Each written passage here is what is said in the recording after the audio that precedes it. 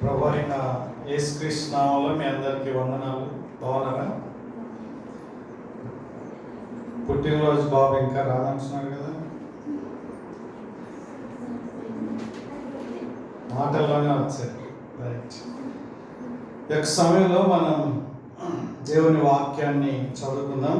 కీర్తనల గ్రంథం 78 1 నుంచి కొన్ని వచనాలు నేను చదువుతున్నాను. చాలా జాగ్రత్తగా మీరు వినాల్సిందిగా కోరుతున్నాను. నా జనులారా, నా బోధకు చెవియొగ్గుడి, నా నోటి మాటలకు చెవియొగ్గుడి. నేను నోరు తెరిచి ఉపమానం చెప్పేదను, పూర్వకాలపు గూఢవాక్యములను నేను తెలియజెప్పేదను. మాకు తెలిసిన సంగతులను మా పితరులు, ఫస్ట్ జనరేషన్, మాకు వివరించిన సంగతులను చెప్పేదను, సెకండ్ జనరేషన్.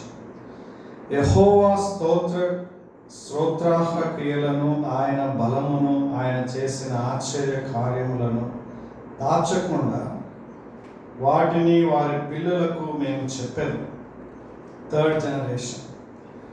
రాగల తరములలో పుట్టబో పిల్లలు దానిని ఎరుగునట్లును, వారు లేచి తమ పిల్లలకు దానిని వివరించినట్లును, వీరును దేవుని యందు నిరీక్షణ గలవారై దేవుని క్రియలను మరువకై ఉండి, యథార్థ హృదయులు కాక దేవుని విషయమై స్థిర మనస్సు లేని వారై తమ పితరుల వలె తిరగబడకయు మూర్ఖతయు తిరుగుబాటును గల ఆ తరమును పోలి ఉండకయు, వారు ఆయన ఆజ్ఞలను గైకొన్నట్లును ఆయన యాకోబు సంతతికి శాసనములను నియమించను, ఇశ్రాయేలు సంతతికి ధర్మశాస్త్రం అనుగ్రహించను. మన పితరులు తమ పుత్రులకు దానిని తెలుపవలనని వారికి ఆజ్ఞాపించాను. దేవుడి వాక్యాన్ని మన వెనికిడిలో దీవించిన గాక. ప్రార్థన చేసుకుందాం. ప్రభువా, యొక్క సమయంలో మీకు వందనాలు చెల్లిస్తున్నాం. మీ యొక్క వాక్యాన్ని మీరు కనపరచండి. ఆకాశం భూమి గతించినా మీ మాటలు గతించవు.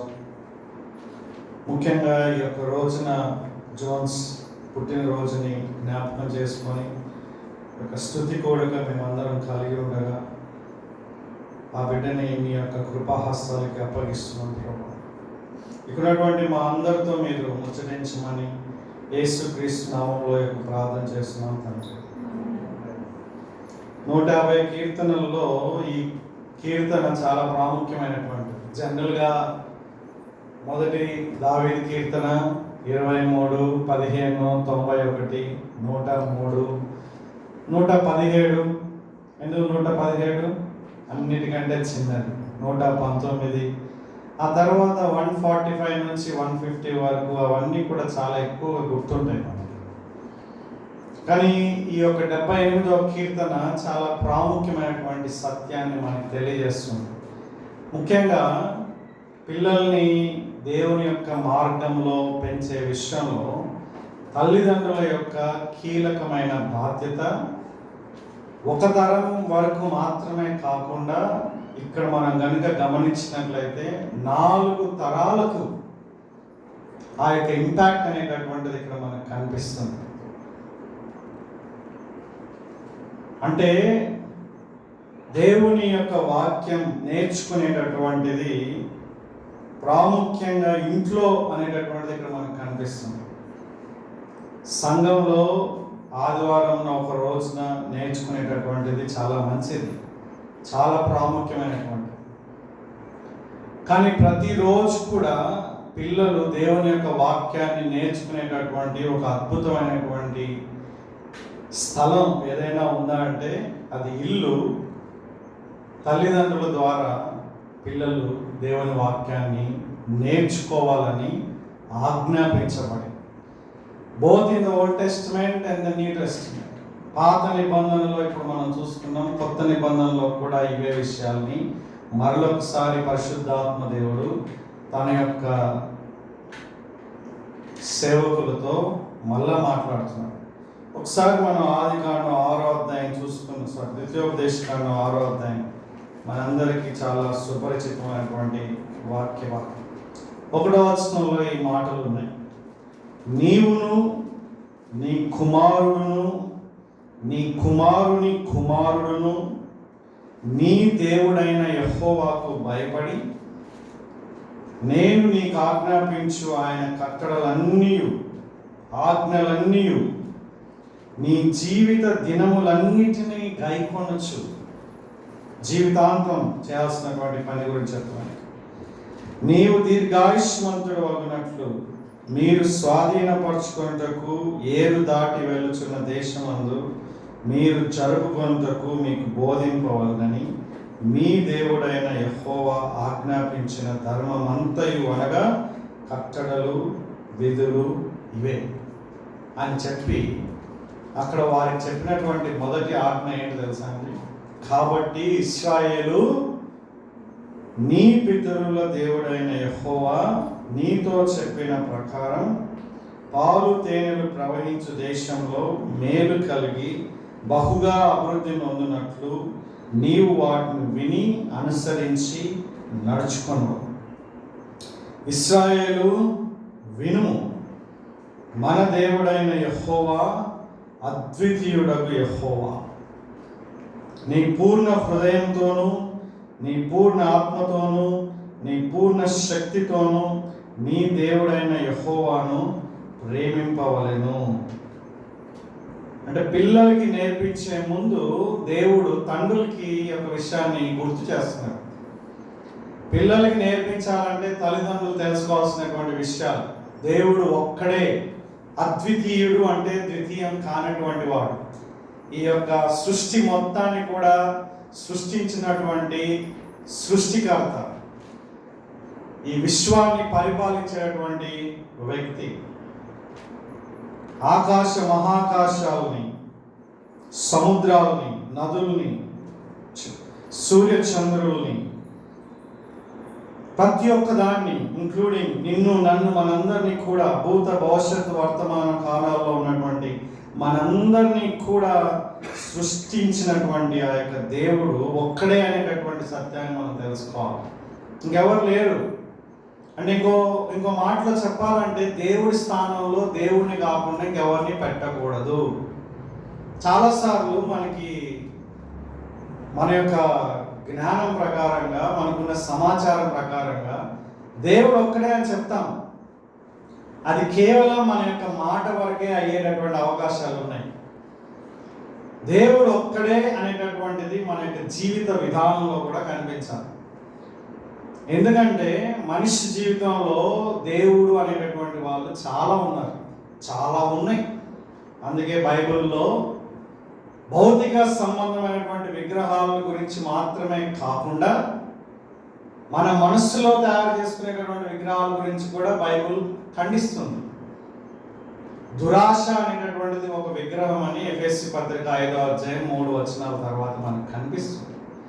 అంటే ఇంకో రకంగా చెప్పాలంటే ఏదైతే నువ్వు నేను దేవుడి స్థానంలో ఉంచుకుంటామో, ఎవరినైతే దేవుని యొక్క స్థానంలో ఉంచుకుంటామో అది ఒక విగ్రహంగా అయ్యే అవకాశాలు ఉన్నాయి. అంటే ఆ వ్యక్తి లేకుంటే ఆ యొక్క పర్టికులర్ థింగ్ అనేటటువంటిది మన స్థానాన్ని, దేవుని యొక్క స్థానాన్ని దొంగిలించే విధంగా ఉండడం మనం గమనిస్తాం. కాబట్టి ఇక్కడ చెప్తున్నాడు, ఇశ్రాయేలు వినుము, నీ దేవుడైన యెహోవా అద్వితీయుడు. యేసుక్రీస్తు వారు కూడా ఈ లోకంలో ఉన్నప్పుడు ఆయన దగ్గరికి వచ్చి శాస్త్రంలో ఉన్నటువంటి ఒక వ్యక్తి అడుగుతాడు, అన్నిటికన్నా ముఖ్యమైనటువంటి ఆజ్ఞ ఏది అంటే యేసుక్రీస్తు వారు కూడా అదే మాట చెప్తాడు, మన దేవుడైన యెహోవా అద్వితీయుడు, ద్వితీయం కానటువంటి వాడు, ఒక్కడే. కానీ మనిషి తన జీవితంలో అనేకమైనటువంటి దేవుళ్ళని కలిగి ఉన్నాడు. ఒకానొక దేవుడు ఎవరు అంటే తెలుసా? కొన్నిసార్లు మనకు కూడా తెలియదు, ఎగ్జామిన్ చేసుకుంటేనే తెలుస్తుంది. ఎవరు తెలుసా అంటే నీ జీవితంలో దేవుడు యేసయ్యనా లేకుంటే నువ్వా? మనిషి యొక్క నైజం ఏంటంటే దేవుని యొక్క స్థానంలో పెట్టకుండా తనే తన జీవితానికి దేవుడిగా ఉండాలని కోరుకుంటున్నాడు. అది మనిషి యొక్క నైజం. నువ్వు క్రైస్తవ నేపథ్యంలో ఉన్నా లేకుంటే క్రైస్తవేతర నేపథ్యంలో ఉన్నప్పటికీ ఇది సత్యం. మన జీవితానికి మనమే నియమాల్ని, మనమే ఒక రాజుగా, అంటే మనమే ఒక అధికారిగా ఉండాలని, మనమే ఒక ప్రభువుగా ఉండాలని మనం కోరుకుంటున్నాము. యేసుక్రీస్తు ప్రభువుని నమ్ముకున్న తర్వాత కూడా యేసుక్రీస్తు ప్రభువుని ఒక ప్రభువుగా కాకుండా కేవలం రక్షకుడుగా మాత్రమే ఉపయోగించుకోవడానికి ఇష్టపడుతున్నటువంటి నైజం మానవ నైజం. అర్థమవుతుందా అండి? మామూలు కాదు.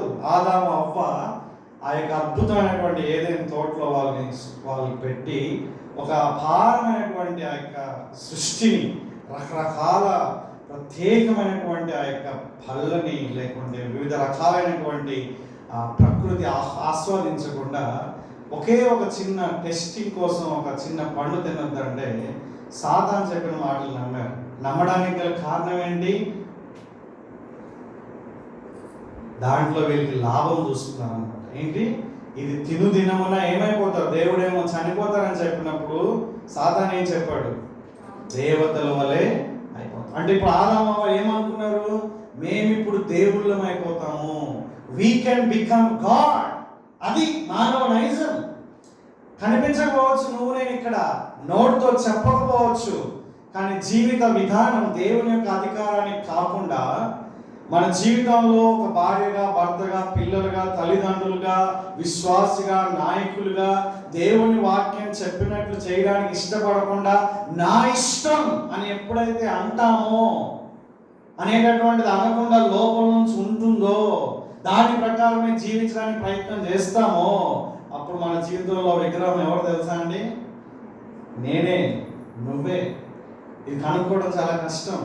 కొన్నిసార్లు ధనం విగ్రహంగా ఉందని కనుక్కోవడం కష్టం, కొన్నిసార్లు పిల్లలే విగ్రహంగా ఉన్నారని కనుక్కోవడం కష్టం, కొన్నిసార్లు పరిచయమే విగ్రహంగా ఉందనుకోవడం కష్టం, కొన్నిసార్లు వేరే వాళ్ళ ఆలోచనలు మన పట్ల వాళ్ళ యొక్క వైఖరి ఎట్లుంది, మనల్ని ఏమనుకుంటున్నారు అంటే అప్రూవల్ ఆఫ్ మ్యాన్, ప్రజల యొక్క అభినందన, అదే ఒక విగ్రహంగా అయిపోవచ్చు. అంటే దానికోసమే మనం జీవిస్తాం, కంటిన్యూగా అదే మన యొక్క మనసులో ఉండిపోతుంది. బైబిల్ ఏం చెప్తుందంటే హృదయం నిండి ఉన్న దాన్ని బట్టి నోరు మాట్లాడుతుంది. నీ యొక్క నోరు ఏం మాట్లాడుతుందో నీ హృదయంలో అది ఉంది, and that becomes your Idol. నీ యొక్క విగ్రహం అదే. దేవుడి గురించి మాట్లాడుతున్నావా? దేవుని సన్నిధి గురించి మాట్లాడుతున్నావా? దేవుని యొక్క వాక్యం గురించి మాట్లాడుతున్నావా? దేవుని ఆజ్ఞల గురించి మాట్లాడుతున్నావా? దేవుని వాక్యం గురించి చర్చిస్తున్నావా? లేకుంటే యూట్యూబ్లో ఫుడ్, రాజకీయం, ధనం, ఇల్లు కట్టుకోవాలి, భౌతిక సంబంధంగా ఈ భూ సంబంధమైనటువంటి వాటి గురించి నీ యొక్క మాటలు ఎక్కువగా ఉన్నాయో ఒకసారి ఆలోచన చేసుకో. బేరీజు వేసుకోవాలి. మనం ఎవరు చెప్పాల్సిన పని లేదు. నిద్రపోయే ముందు మన రోజంతా మన ఆలోచనలు ఎట్లున్నాయో ఒకసారి చూస్తే మనకి ఏ విగ్రహాలు ఉన్నాయో తెలిసిపోతాయి. మనకి నీ గురించి ఆలోచిస్తున్నావా? ఎవరు పట్టించుకోలేదని, ఎవరు రెస్పెక్ట్ ఇవ్వలేదని, ఎవరు అర్థం చేసుకుంటలేరని నీ పైన నీ ఫోకస్ ఉండిపోయిందా? అంతేగాని ఈ రోజు నేను దేవుని మహిమ కోసం జీవిస్తున్నానా? ఈ యొక్క పర్టికులర్ సిచ్యువేషన్లో నేను దేవుని మహిమ కోసం ఆలోచిస్తున్నానా?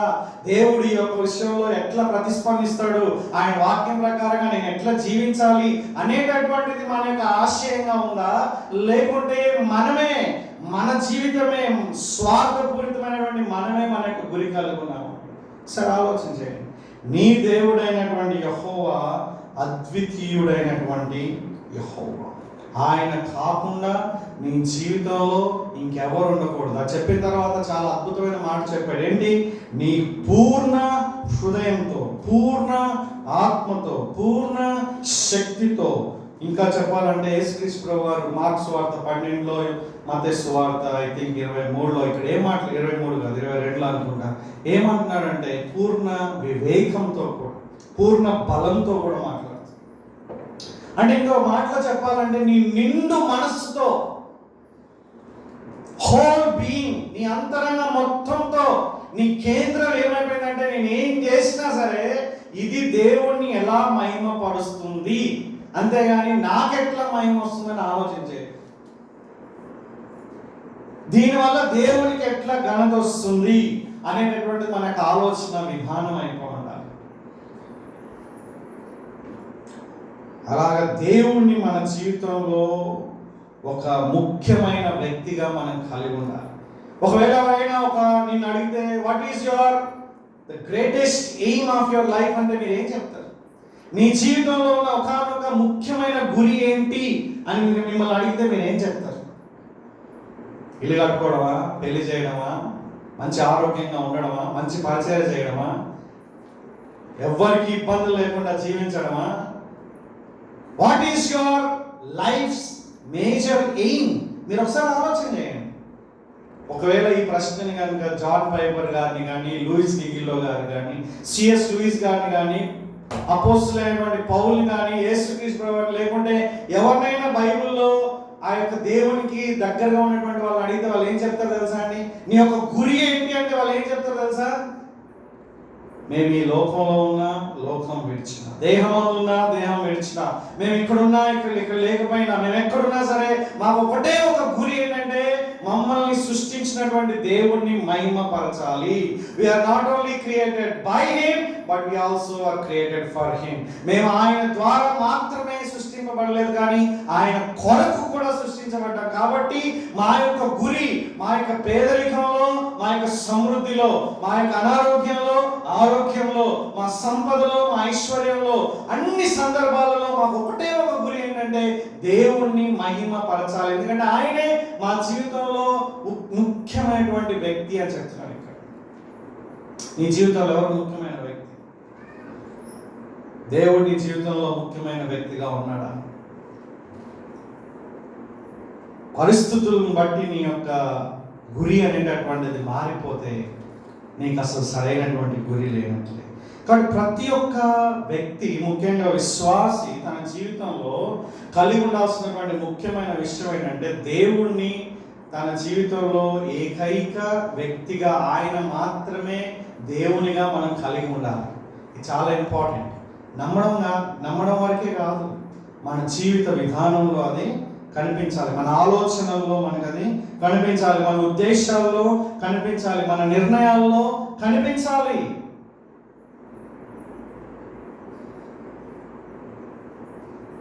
కేవలం సండే పూటనే కనిపిస్తే చాలా కష్టం. కేవలం సంఘం అనేటటువంటి యొక్క ప్రాంగణంలో, భౌతిక సంబంధమైనటువంటి ఈ యొక్క సంఘ నిర్మాణంలో మాత్రమే దేవుని గురించినటువంటి ఆలోచనలు ఉండి మిగతా తర్వాత మొత్తం ఎంటీగా అయిపోతే ఒకసారి మీరు ఆలోచన చేసుకోండి. సరే రండి, ఏమంటున్నారు 78వ కీర్తనలో? ఈ 4 తరాలకి అంటే మనం కనుక చూస్తే దేవుని యొక్క స్తోత్ర క్రియలను అంటున్నాడు ఇక్కడ. పిల్లలకి మనం చెప్పాల్సినటువంటి విషయం ఏంటి? 4వ వచనంలో యెహోవా స్తోత్రార్హ క్రియలను, ఆయన బలమును, ఆయన చేసిన ఆశ్చర్య కార్యములను దాచకుండా వాటిని వారి పిల్లలకు మేము చెప్పెదము. రాగల తరంలో పుట్టబో పిల్లలు దాని నెరుగునట్లును, వారు లేచి తమ పిల్లలకు దాన్ని వివరించినట్లును వీరును దేవుని యందు నిరీక్షణ గలవారై ఉండాలని మేము దేవుని యొక్క ఆశ్చర్యకార్యాలు చెప్తాము. ఆశ్చర్యకార్యాలు చెప్పడానికి కారణాలు ఏంటి? 1, వారు పిల్లలు దేవుని యందు నిరీక్షణ కలిగి ఉండాలి. 2వది, పితరులు లాగా స్థిర మనసు లేని వారిగా ఉండకుండా, యథార్థ హృదయాలుగా కాకుండా, దేవుని క్రియలు మరవకుండా. 3 విషయాల్లో వాళ్ళు ఉన్నారు పితరులు. దేవుని క్రియలు మర్చిపోయారు వాళ్ళు, యథార్థ హృదయాలు కాలేదు వాళ్ళు, స్థిరమైన మనసు లేదు. కాబట్టి ఆ విధంగా ఉండకుండా ఒక కాషన్, ఒక హెచ్చరిక అనేటటువంటిది ఇవ్వడానికి పిల్లలకి కంటిన్యూగా దేవుని యొక్క మాటలు చెప్పే బాధ్యతని తల్లిదండ్రులకి ఇవ్వడం జరిగింది. జనరల్గా తల్లిదండ్రులు ఎవరు కోరుకుంటారు? సండే స్కూల్ టీచర్ పైన వేసేస్తారు, లేకుంటే పాస్టర్ పైన వేసేస్తారు. హౌస్ విజిటింగ్ వస్తే ఏమంటారు? కిషోర్, పాస్టర్ గారు మా పాప వింటలేదు మాట. ఏం చేయాలి పాస్టర్? ఏం చేయాలి? సండే స్కూల్ టీచర్ ఏం చేయాలి? వాళ్ళు ప్రేమగా ఉండాలి. మీరు క్రమశిక్షణ ఇవ్వకుండా పాస్టర్లతో, మామయ్యలతో, లేకుంటే వేరే వాళ్ళతో భయపించి, వాళ్ళని బూచిగా చూపించి, వాళ్ళని ఉస్సామా బిన్ లాడెన్ చేస్తే చాలా కష్టం. చాలా మందికి కష్టమైపోతుంది అట్లా. తల్లిదండ్రులు నేర్చుకోవాలి. పిల్లలు ఎవరు మాట్లాడాలి తెలుసా అండి? ప్రాథమికంగా తల్లిదండ్రుల మాట వినరు అంటారు కదా. మా పిల్లలు మా మాట వినరు అనేటటువంటిది మీ డిక్షనరీ నుంచి తీసివేయాలి. వినేటట్లుగా మీరు జీవించాలి, బోధించాలి, తర్ఫీదు. చిన్న చిన్న పిల్లలకి తర్ఫీదు చాలా అవసరం. వాళ్ళు ఎన్నోసార్లు వాళ్ళకి చెప్పాలి, కొన్ని వందల సార్లు, వేల సార్లు కూడా చెప్పిన విషయమే పదే పదే వాళ్ళకి చెప్పాల్సినటువంటి అవసరత ఉంటుంది. అర్థమవుతుందండి? అలాగే వాళ్ళు ఎదుగుతున్న కొలది వాళ్ళకి బోధించాలి, క్రమశిక్షణ అనేటటువంటిది ఇవ్వాలి, డిసిప్లిన్ అనేటటువంటిది ఇవ్వాలి. ఓకే, ఆ విధంగా మనం మాదిరికరంగా ఉండాలి. చాలా విషయాలు ఉన్నాయి,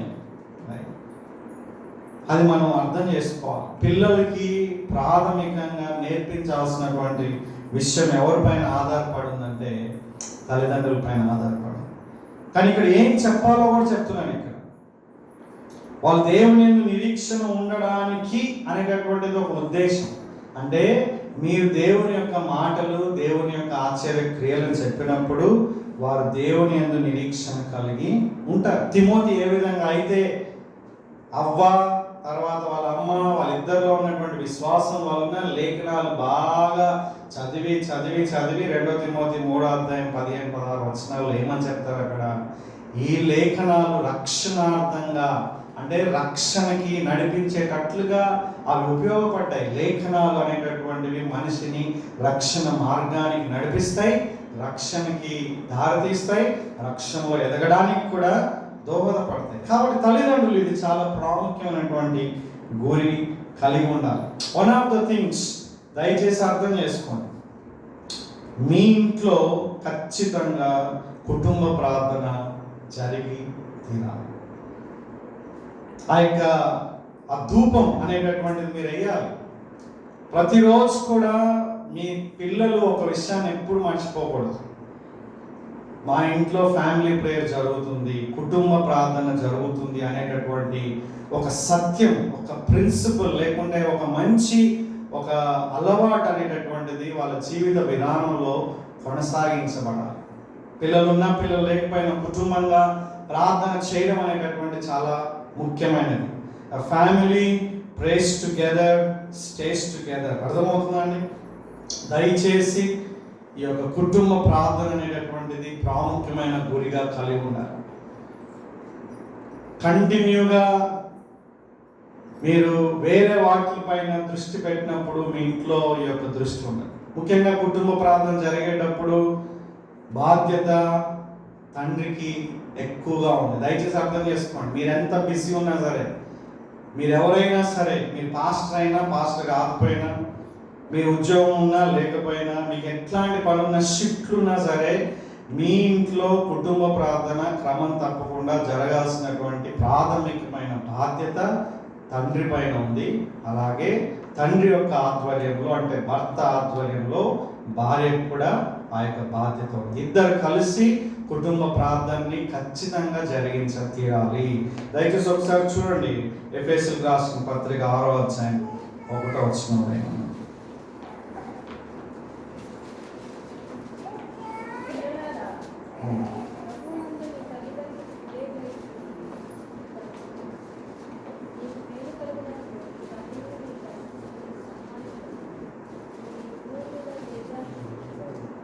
రైట్, పిల్లలు అయిపోయింది ఇప్పుడు కోట.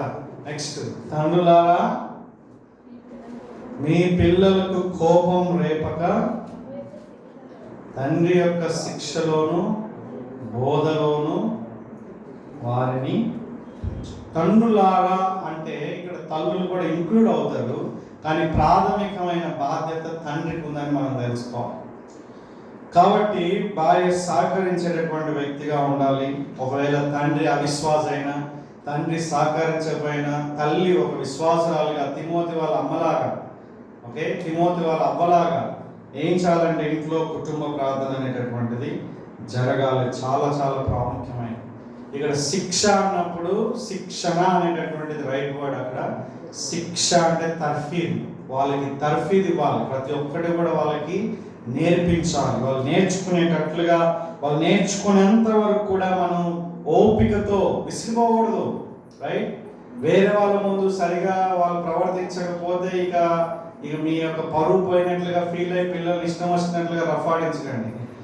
పిల్లలు నేర్చుకుంటున్నారు, ఒక్కొక్కరు ఒక్కొక్క ఫేస్, ఒక్కొక్క టైంలో వాళ్ళు నేర్చుకుంటారు. కాబట్టి స్లోగా వాళ్ళకి అర్థమయ్యేటట్లుగా ఏ విధంగా అయితే యేసయ్య మనకు అర్థమయ్యేంత వరకు వెయిట్ చూసాడా లేదా, మనం నమ్ముకునేంత వరకు వేసి చూసాడా లేదా, పిల్లలు వాళ్ళు అర్థం చేసుకునేంత వరకు, పిల్లలు దాన్ని పాటించేంత వరకు ఓపికగా వాళ్ళకి మనం తర్ఫీదు ఇస్తూనే ఉండాలి. అలాగే బోధ అన్నప్పుడే ఇక్కడ ఫ్యామిలీ ప్రేయర్ అనేటటువంటి చాలా ప్రాముఖ్యమైనటువంటి విషయం. ఎంతమంది ఫ్యామిలీ ప్రేయర్ చేసుకుంటారు ఇక్కడ కంటిన్యూగా?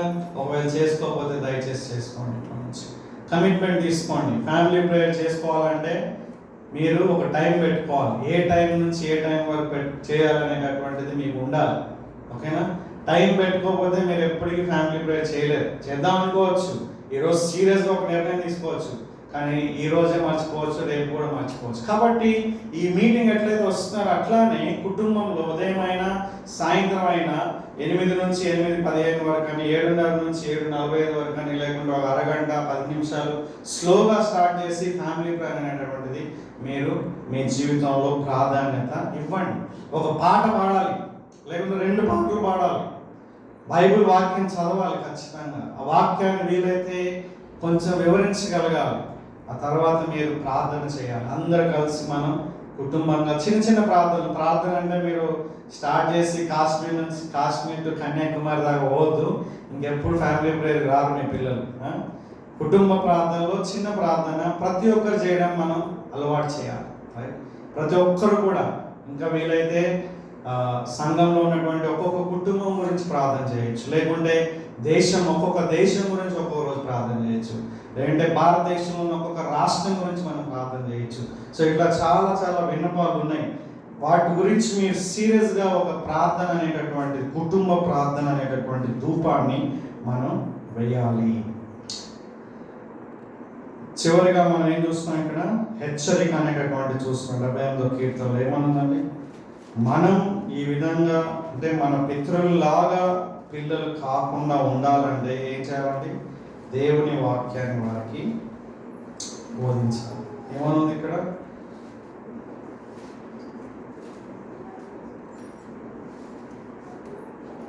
తమ పితరుల వలె 5వ వచనం చివరిలో తిరగబడకుండా, మూర్ఖమైనటువంటి వారుగా ఉండకుండా, తిరుగుబాటుదారులుగా ఉండకుండా, ఆయన ఆజ్ఞలు గైకొనేటట్లుగా ఉండేటట్లుగా మనం ఈ పని చేయాలి. తిరుగుబాటుదారులుగా అయ్యారంటే దాని అర్థం ఏంటంటే మనం వారికి దేవుని వాక్యాన్ని క్రమం తప్పకుండా బోధించుకోవాలి.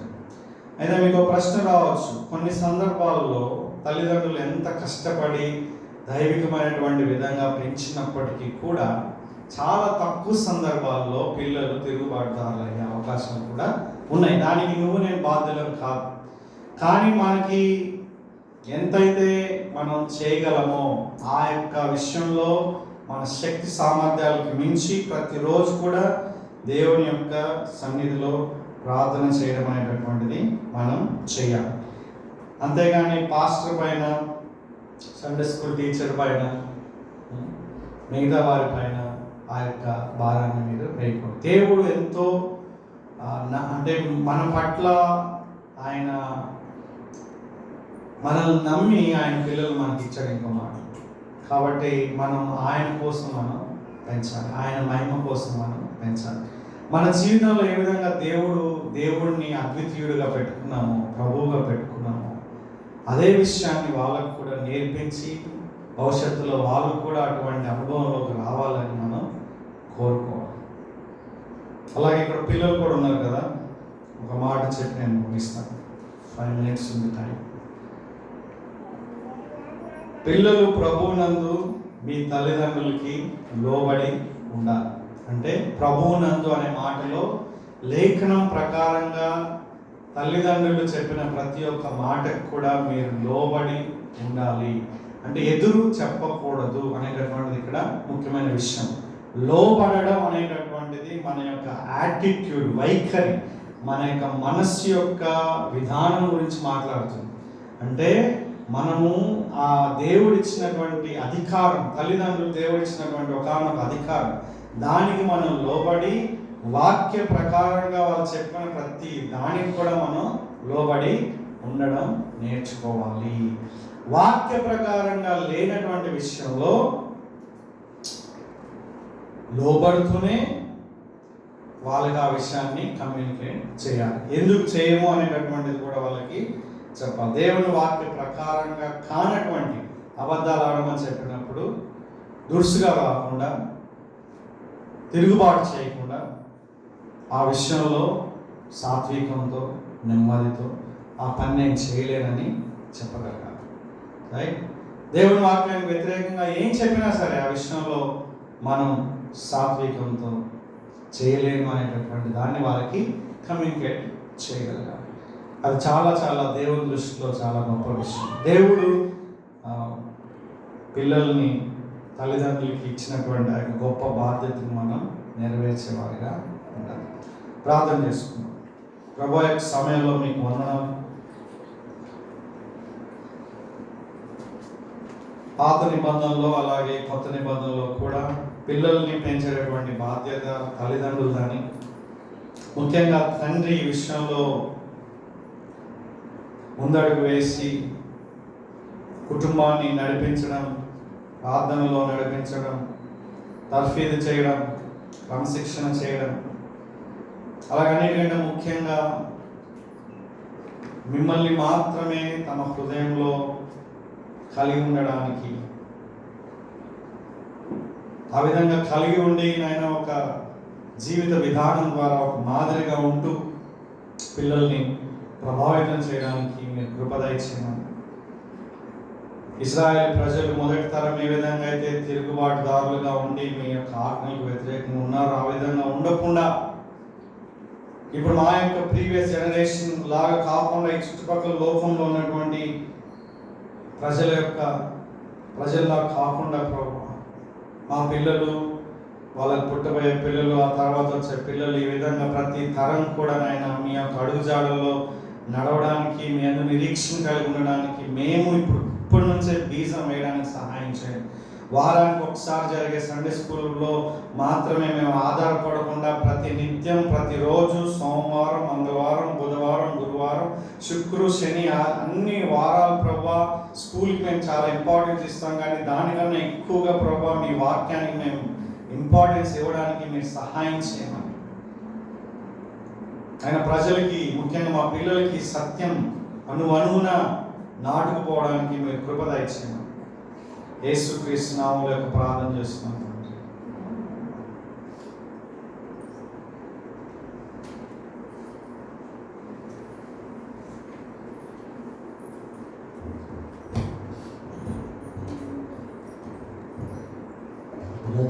చాలా మంచి సందేశాన్ని మనం విన్నాం.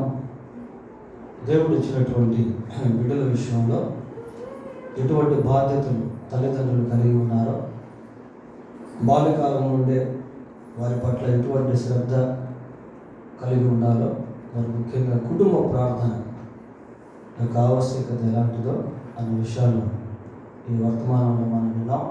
దేవుడు తన వాక్యాన్ని దీవించిందాక. మరి దేవుడు అద్వితీయ దేవుడు అన్న సత్యము చాలా గొప్పది. అంటే ఆయన తప్ప ఇంకొక దేవుడు లేడు అనేటువంటిది మరి పిల్లలు, పెద్దలు, లోకంలో ఉన్న వారందరూ కూడా తెలుసుకోవాలి. మరి బైబిల్లో ప్రసంగి గ్రంథం 12వ అధ్యాయంలో నీ బాల్య దినములందే నీ సృష్టికర్తను స్మరణకు తెచ్చుకును అని. కాబట్టి అందరూ కూడా సృష్టికర్త ఎవరో అన్న సత్యాన్ని పిల్లలు, పెద్దలు అందరూ గ్రహించినప్పుడు వారి జీవితాల్లో మరి దేవుని యొక్క సన్నిధిని అనుభవించేటువంటి వారిగా ఉంటారు. దేవుడు తన వాక్యాన్ని దీవించినాక మరి దేవుడు మహాకృప చేత జోన్స్ ప్రభువు కాపాడి 4 సంవత్సరాలు ఈరోజు పూర్తయినాయి. మరి జోన్స్ గురించి చెప్పాలి అంటే దాచబడిన ఒక బహుమానంలాగా దేవుడు జోన్స్ మాకు ఇవ్వడం అనేటువంటి జరిగింది. మేము అసలు ఎక్స్పెక్ట్ చేయలేదు. అది ఆ దినాల్లో జోన్స్ పుట్టేటువంటి సమయం ఎలాంటిది అని అంటే అది కరోనా సమయంలో సెకండ్ వేవ్ అన్నమాట. ఎక్కడ చూసినా మరణాలు, లాక్డౌన్ మూమెంట్స్, చాలా భయంకరమైనటువంటి పరిస్థితులు కూడా ఉన్నటువంటి దినాల్లో దేవుడు జోన్స్ను మాకు ఇచ్చాడు. ఆనాటి నుండి ఈనాటి వరకు ప్రభు కాపాడుతూ వచ్చాడు. మరి మా కుటుంబంలో ఎన్నో వాగ్దానాలు దేవుడు మాకు ఇచ్చాడు. ఆ వాగ్దానాల్లో ఒకటి, ఆయన ఇరుకుల విశాలతను కలుగు చేసేటువంటి వాడు అన్నది మేము ప్రాక్టికల్గా అనుభవించాం, ఇంకా అనుభవిస్తూ ఉన్నాం. రెండవదిగా, ఇశ్రాయేలుని కాపాడేవాడు కొనుకడు నిద్రపోడు అనేటువంటి వాగ్దానం, ఇంకా అనేకమైనటువంటి వాగ్దానాలు మనకు అందరికీ కూడా దేవుడు ఇచ్చాడు. దేవుని వాక్యం నిజంగా ఏదో అది అక్షరరూపమైనది కాదు, కానీ మనం అనుభవించేదానికి దేవుడు తన వాక్యాన్ని మనకు ఇచ్చాడు. మరి 4 సంవత్సరాల కాలంలో జోన్స్ అనేక సార్లు అనారోగ్య పరిస్థితులు వచ్చినప్పుడు ప్రభు కాపాడుతూ వచ్చాడు. ఈ మధ్యకాలంలో కొంచెం మేజర్ ఇంజరీ అన్నమాట, కొంచెం బాగా ఆడుతూ పడిపోయి ఈ చిన్న గడ్డం దగ్గర మొత్తం చీలిపోయింది. అది కొంచెం ఈ 4 సంవత్సరాలు చాలా మేజర్ ఇంజరీ, చాలా పెద్ద గాయం. అది దేవుడు మహాకృపను బట్టి దేవుడు స్వస్థత ఇచ్చాడు. ఇప్పుడు అసలు అది ఉందా లేదా అని కనబడినటువంటి విధంగా దేవుడు స్వస్థత ఇచ్చాడు. కొన్నిసార్లు మేము గమనించింది ఏంటి అని అంటే, ఒకసారి నేను కూర్చోన్నాను, జోబ్స్ ఒక చైర్లో కూర్చోన్నాడు. కూర్చొని ఆడుతూ వెనక్కి అలా పడిపోయాడు. అలా పడిపోతున్నటువంటి సమయంలో ఆ దృశ్యం ఎలా ఉంది అంటే, స్లో మోషన్గా, అంటే చిన్నగా పడుతున్నట్టుగా పడిపోయాడు. అదేదో మనం ఒక వీడియోలో చూసినట్టుగా అనిపించింది నాకు. అంటే ఏదైనా చైర్ మనం వెనక్కి వెళ్ళినప్పుడు సడన్గా పడిపోద్ది, కానీ చిన్న ఇట్లాగా పడిపోయినట్టుగా పడిపోయాడు. అసలు ఏం జరగలేదు. ఎందుకు నేను ఈ విషయం చెప్తున్నాను అంటే, దేవుని కార్యాలు కొన్ని మనం ప్రత్యక్షంగా చూడగలుగుతాం, కొన్ని మనకు తెలియకుండానే దేవుడు కాపాడుతూ ఉంటాడు. ఎన్నో అపాయాల నుంచి, ప్రాణాపాయాల నుంచి, అనారోగ్య పరిస్థితుల నుంచి దేవుడు కాపాడుతూ ఉంటాడు. కాబట్టి వీఆర్ గ్రేట్ఫుల్ టు గాడ్. దేవునికి మనం అందరం కూడా కృతజ్ఞులు.